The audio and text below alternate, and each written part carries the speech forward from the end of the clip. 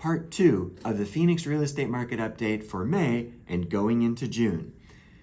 Thank you so much for being here, and it's possible if you're watching this, you might have seen my other video, an abbreviated version of where I go over market conditions here in Phoenix. You'll have to forgive my voice, still kind of recovering from something. But I was recently on a webinar going over mostly national data points and trends. You've heard me talk about the Cromford report. If you were in the first video or watching the first video, you likely saw me share that data. Basically, the Cromford Market Index, which is really the main number I look at to see where things are 155.6. 100 is balanced. Above that, higher you go, stronger seller's market it is. And there's no question that we're lower than we were a year ago, and plus that, right?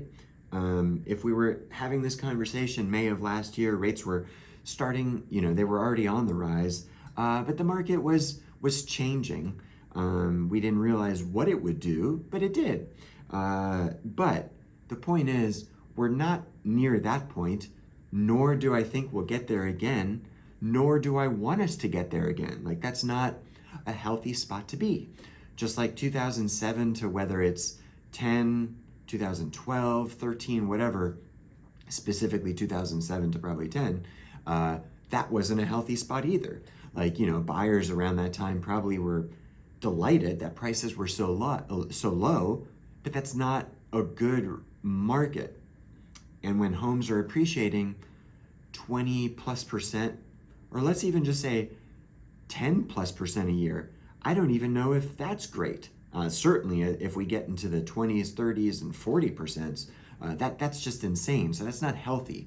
As a realtor, I'm sure there's some realtors who, they're like, oh, great, we get a listing and it sells in a second and we make a commission and it's done, and they're happy about it. But that's not the overall market that we want to see. We want to see something that's just kind of not balanced, but just regular.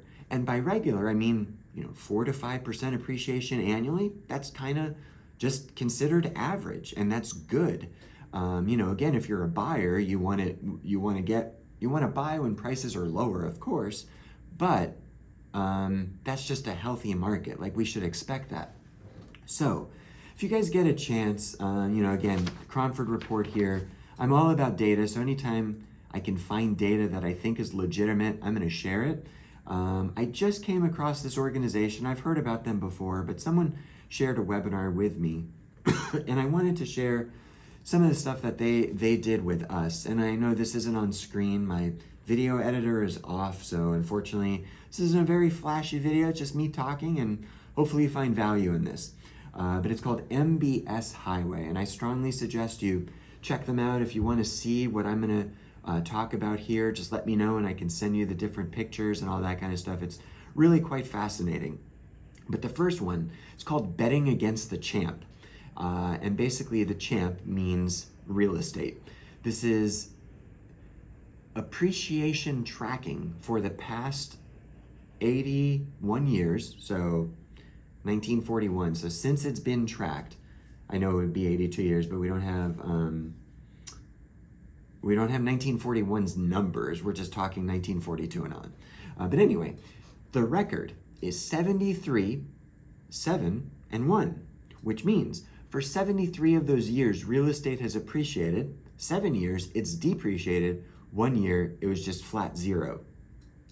So again, no question if you're a buyer, you arguably, I guess, would want to buy or could buy during the times when prices are coming down, maybe. But then the argument could be made if they're coming down, you want to buy when they've peaked bottom. You don't, to say if a price is at 100 and it's now at 90, who's to say it's not going to drop more? So then if the argument is, well, you're waiting to get the lowest price, then what, you wait till it goes 80? But then what if the market stops going down and then goes up? So, who knows when the best time is to buy, other than you just want to buy low, and whatever that low means to everyone. Regardless, real estate is the champ. And I don't know if I could argue with them for this. Again, 73, 7, and 1. But I think some important things to look at. If we remove 2007 and 11, which I want to get to some data here in just a little bit, I think this is absolutely fascinating how I think he's the CEO, owner, founder of this company, MBS Highway. His name's Barry Habib. How he put this data together and how he, basically, like I'm a type of person who wants to set a goal for the finish line and then work our way back. And he does the same. So we have data now, but why? Like, how did that happen? Does an excellent job with it. And he can explain it a lot better than I can. But the down years, so the 7 years in the past 80-ish years that this data has been tracked, 1990 and 1991, we went down a combined 1%, depreciated 1%. So as the market started to do whatever it did then, maybe there was a recession, maybe there wasn't. By the way, recessions do not equal depreciation, actually quite the opposite. But it went down, and I'm sorry, I just said that wrong. Negative 1% in 1990, and then it was 0% in 1991. So it was a drop total of negative 1%, but only in one of those years was it negative. But if we remove 2007 to 11, which had a combined 17, so it was 5, 12, 4, 4, and 4, 29%, let's call it 30%. 5 years, so 6% each year, right? So in the 7 years that real estate's gone down, what? Let's call that 30, 31, 4%, right? If my math is right there, maybe you guys can correct me, and I apologize if I'm wrong. But around maybe 3% even drop. So we're gonna wait for real estate to drop. And I know there's times where it drops more, but this is average, and this is national. But if we're basically waiting for it to drop 3%, I don't know what to say. I mean, 3% lower as a buyer is better than 3% higher. I get it. But if we're waiting for that, not something I'd suggest. And also, normally when prices come down, rates go up. So if it's only coming down 3%, and then your interest rate payment or interest rate goes up 0.5%, 1%, 2%, you're not saving money. But what I found super interesting, finally getting to this, and thanks for continuing to watch, is what Barry pointed to was, in his opinion, what you should take into account to understand why 2007 happened. And there's multiple reasons. These aren't the only few. Certainly lending was one of them. I mean, we had, if you guys have seen the movie Big Short, there's some different professionals or careers where people bought multiple homes where they weren't going to live in any of them on what were called negative amortization loans or any kind of loan. You didn't have to prove income. You didn't have to prove anything. You could fog up a mirror and get a loan. Your dead cat could get a loan. It was ridiculous. Lending, in my opinion, was by far one of the biggest reasons at the time. But what led us to that? First is supply. So, what creates new supply is homes being built. Builders during that time were building an insane amount of homes for sale. So supply continued to go up.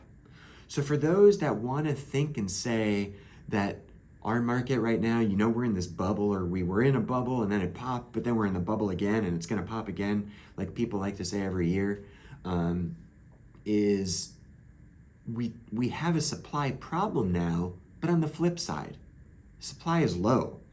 Cromford report here in Phoenix, homes for sale, 12,367. It's up from last year. Now that's supply based on people selling homes, not new construction. I don't have those numbers here with me right now.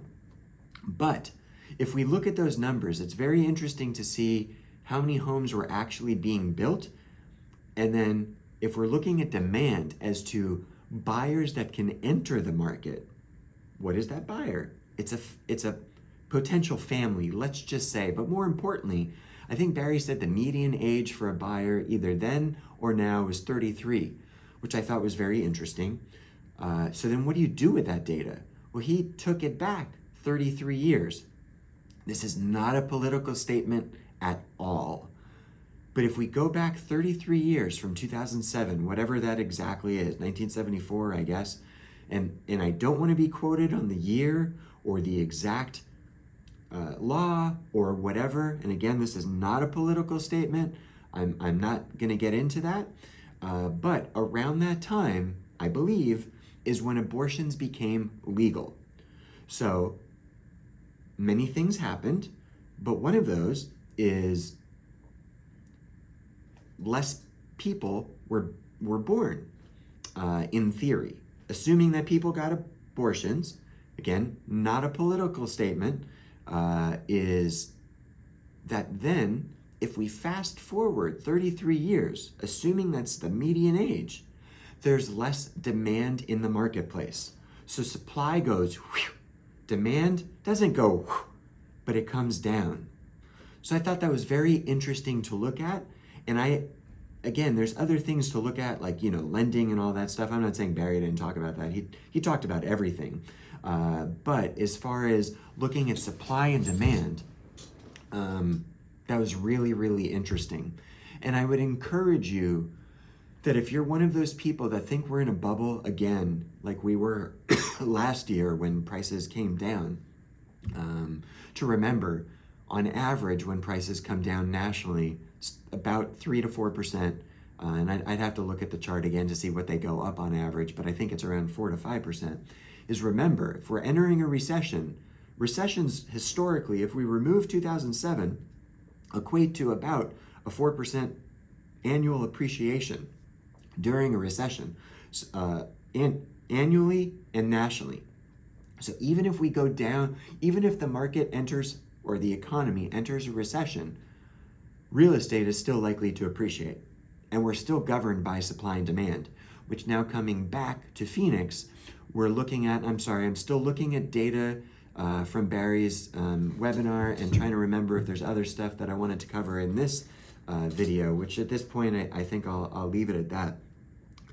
But if we look at supply and demand here locally, yes, we corrected ourselves, Q3, Q4-ish of last year a little bit. When I say correction, I don't mean if we went up 50%, we came down 50%. We didn't.